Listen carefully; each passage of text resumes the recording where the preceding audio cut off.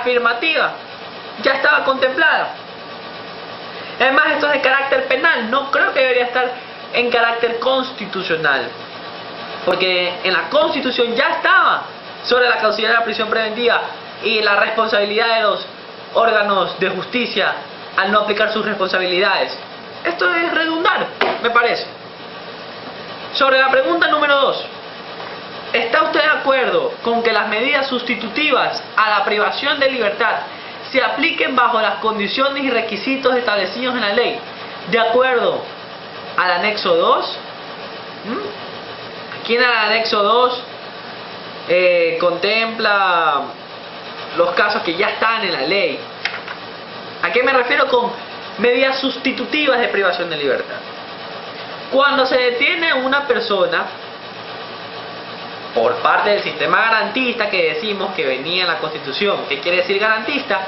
Que el Estado está en la obligación de garantizar los derechos a todos los ciudadanos, sean buenos o sean malos. Repito, esto es una conquista de los anteriores modelos de Estado que no respetaban los derechos de las colectividades y de los grupos, y habían abusos por parte del gran Estado, del gran Leviatán. Que ciertos se aprovechen es otra cosa, no quiere decir que el sistema está malo. ¿Ya? Entonces, antes existía lo que se llamaba la detención en firme, que era, detenían a una persona inmediatamente al calabozo, que tenían que pasar 3, 4, 5, 6, 7 años, 20 años, aún esperaba sentencia y seguía libre. Y si era inocente, ¡oh, qué pena! 20 años preso y estuvo inocente, una palmadita. El Estado ecuatoriano pide disculpas, nadie remedia el sufrimiento. Y esto ha generado posteriores casos de demandas ante la Comisión Interamericana de Derechos Humanos, en que el Ecuador, como siempre, ha perdido por falta de garantías en los derechos. Medidas sustitutivas en el Código Penal, en las reformas de 2009, se dio de que en vez de esta detención en firme, que de por sí era ampliamente inconstitucional, pero que nadie vio que era inconstitucional la detención en firme, porque se restringía el derecho a la libertad y la presunción de inocencia y el derecho a la defensa, se aplicó esta corrección de que, de acuerdo a la gravedad, a la necesidad y al criterio del juez, que por algo lo pusieron a ser juez, tiene que aplicar otras medidas diferentes de la prisión preventiva. No es que dice, como otras personas, de que siempre se va a poner otras medidas y que nunca se va a poner prisión preventiva. No. El juez tiene el criterio, la sana crítica, el discernimiento, la lógica para ver el caso, leer el expediente, los antecedentes de la persona, la gravedad del delito, para ver si es que es ameritable mandarlo al calabozo o ponerle otras medidas para no saturar el sistema penitenciario, poner a inocentes, a una persona que hizo un hurto o una falsificación de firma, con un avesado violador, asesino en serie, secuestrador. Por eso se hizo, con esta fundamentación. Y entre estas medidas están presentarte cada 15 días al juzgado, sometimiento a vigilancia de la autoridad, aunque aquí me recomendaría que pongan grilletes o GPS, lo cual esta tecnología no ha llegado aún.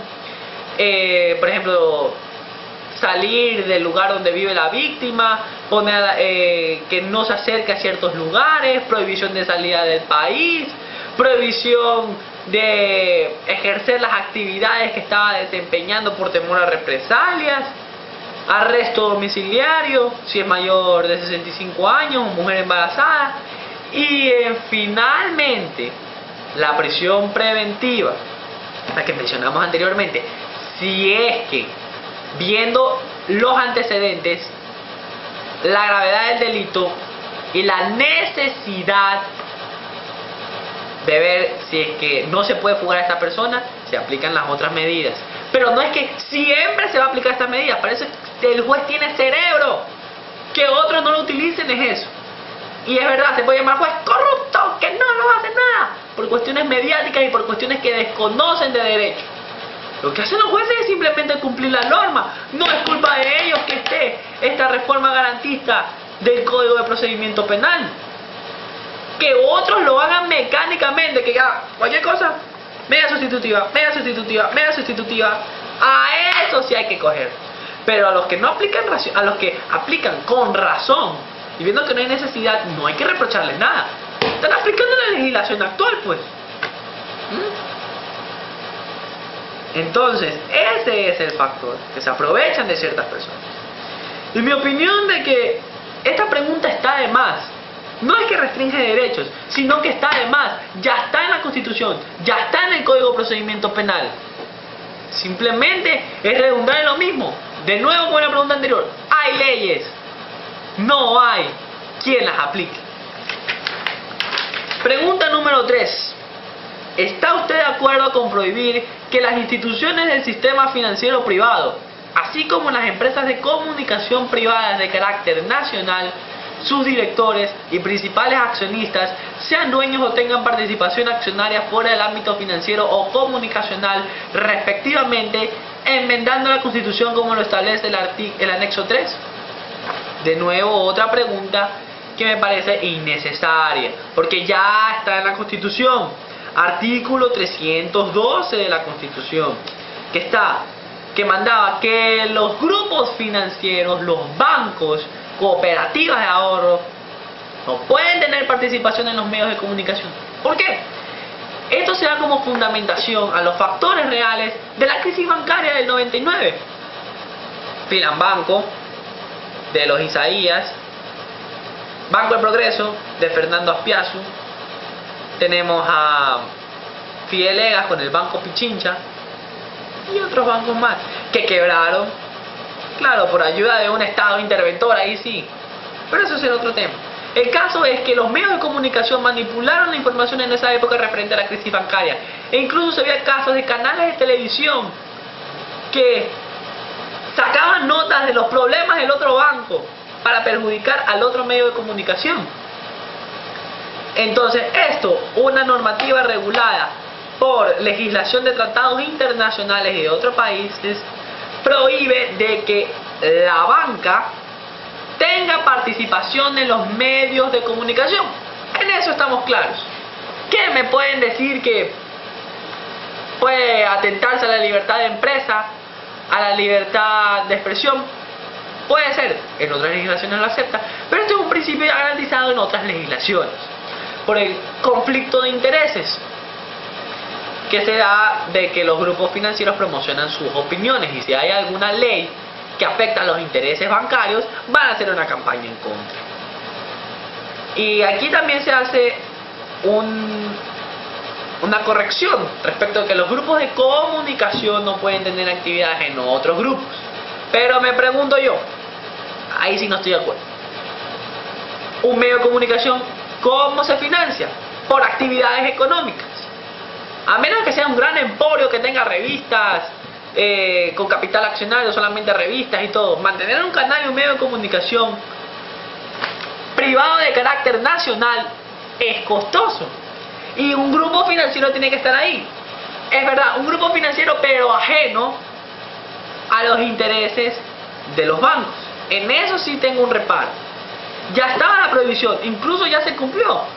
Mario Canessa renunció a ser gerente del Banco de Machala porque él era dueño de Caravana Televisión. Fidelegas renunció a su paquete accionario de Teleamazonas por ser dueño del Banco Pichincha. Ya se aplicó eso. En lo que no estoy de acuerdo es en que los medios de comunicación no tengan otras fuentes alternativas de financiamiento, más en este medio. Además de que privados de carácter nacional, no hay un término, de acuerdo a la Senatel, a la Asociación de Canales, de cuáles tienen cobertura nacional. Y yo creo que se tuvo que haber incluido también privados y públicos de carácter local, provincial y nacional.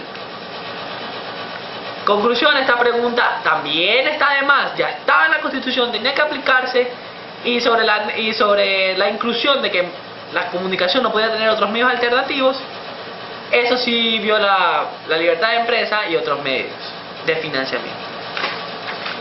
Pregunta 4.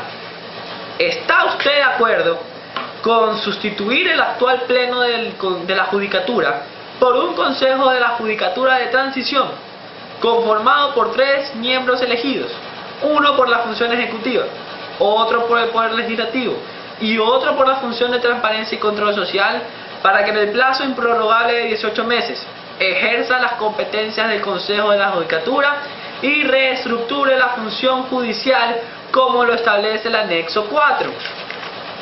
Señores, en esta pregunta hay que hacer una aclaración. La motivación todos la conocemos: la inseguridad, la delincuencia. ¿A quién se la chantan? A los jueces. Es verdad, lo puedo decir, y mis compañeros estudiantes de Derecho y abogados lo saben.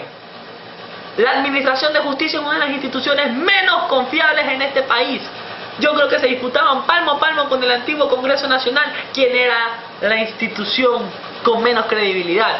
Y hay jueces, secretarios, amanuenses, empleados, fiscales, archiveros, burócratas, servidores que son una escoria. Culpen por decirlo así, pero son una escoria. Son corruptos y son ignorantes. No todos, hay personas diligentes, buenas, probas y honestas. Lo sé, pero una golondrina no hace verano. Cuando uno tiene que ir a las cortes a exigir el derecho, se creen que saben más que uno. Lo mandan insultando, zumbando, pidiéndole: no, ese trámite cuesta tanto, que necesito para las colas, que esto no se maneja rápido, vuelve en 10 días, no, que tiene que pedir la solicitud. No, no me importa lo que dice el código, aquí se hace lo que nosotros hacemos porque este es nuestro tribunal. O no pasan en audiencia, o no realizan la diligencia, o fallan en contra, por corrupción o por ignorancia. Y esto no puede ser, no es así. Este es el factor real de poder para exigir una enmienda, una limpieza de la cloaca que es ese edificio del Palacio de la Corte de Justicia, especialmente el de Guayaquil. Bien, en eso estamos de acuerdo. Se urge una necesaria reestructuración de la Administración de Justicia. ¿Y a quién le chantan esto? Al Consejo de la Judicatura. ¿Por qué? El Consejo de la Judicatura es el órgano administrador de la función judicial.